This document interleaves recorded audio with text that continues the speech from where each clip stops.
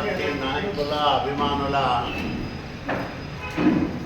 సమూహం కృషి కారణంగా ఈరోజు ఇప్పుడే సభ్యత్వ నమోదులో 50,000 మైలురాయిని దాటాం. ఇంతకుముందే ఒక గంట ముందు. ఇది చాలా మంచి పరిణామం.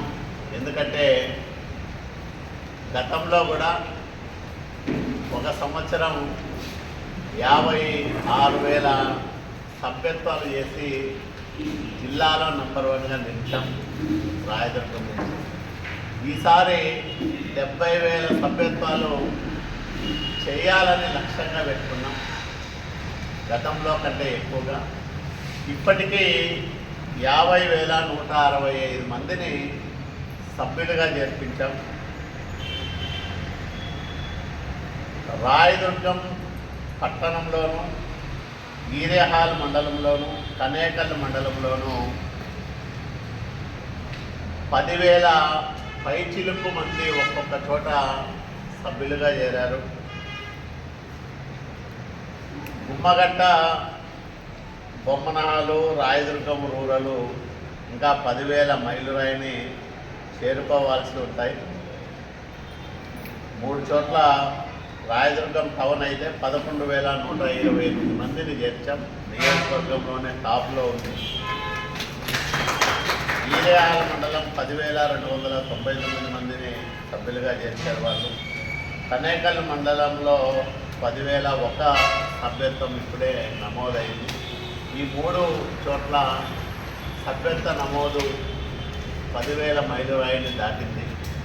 మిగతా చోట్ల బొమ్మనహాల్లో 6,393, గుమ్మగట్టలో 5,594,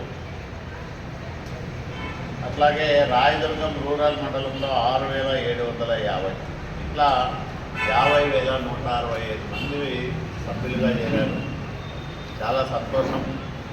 నేను నియోజకవర్గంలో ఉండే తెలుగుదేశం పార్టీ సీనియర్ నాయకులు, ఉత్సాహంగా పనిచేస్తున్న నాయకులు, కార్యకర్తలు, సానుభూతి పరులు, ప్రజలు, ముఖ్యంగా రైతులు, మహిళలందరికీ కూడా పేరు పేరున కృతజ్ఞతలు తెలియజేస్తూ ఉన్నాం.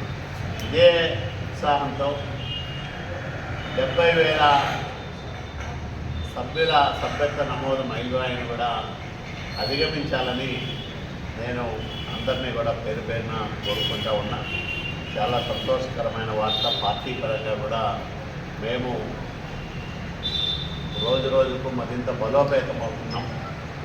మరింత ఎక్కువ మంది సభ్యులుగా చేరుతూ ఉన్నారు. మీరు చూసుకుంటే గతంలో ఉన్న సభ్యుల కన్నా కొత్తగా చేరుతున్న వాళ్ళు కూడా ఇప్పుడు 23,601 మంది కొత్తగా చేరారు సభ్యులు. గతంలో ఉన్న వాళ్ళు 26,502 మంది పునరుద్ధరించుకున్నారు వాళ్ళ సభ్యత్వాన్ని. ఇట్లా అంటే కొత్తగా తెలుగుదేశం పార్టీలో సభ్యత్వం తీసుకోవాలి. తెలుగుదేశం పార్టీ సభ్యుడంటే అదొక గుర్తింపు. ఆయా గ్రామాల్లో కానీ వార్డుల్లో కానీ గౌరవంగా భావిస్తూ ఉన్నారు. ముఖ్యంగా యువకులు ఎక్కువగా సభ్యులుగా చేరుతూ ఉండడం చాలా ఆహ్వానించదగ్గ పరిణామం.